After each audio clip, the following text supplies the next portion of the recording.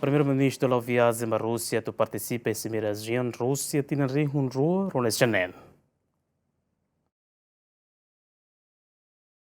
Primeiro-ministro Kairala Sanana Guzmão halau viagem oficial ba Rússia atu participa ia Summit ASEAN-Rússia rihun rua Ronulu Resinen nebe se realiza ia Kazan durante Lorontolu hahu husi Loron Sanlu Resin hitu to Loron Sanlu Resin sia fulane.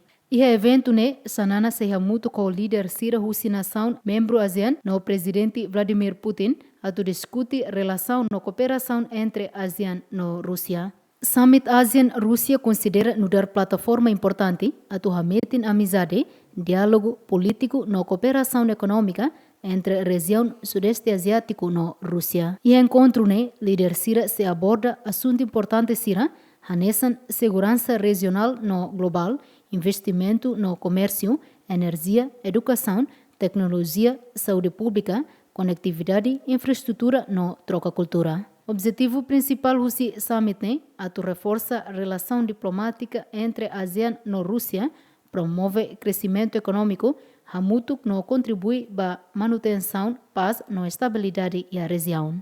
Para Timor-Leste, a ASEAN continua sua plataforma estratégica atuação economia, desenvolve capacidade nacional, metem relação internacional, no assegura desenvolvimento sustentável. Bem-vinda Ximenes, Adérito Ximenes, Yemen.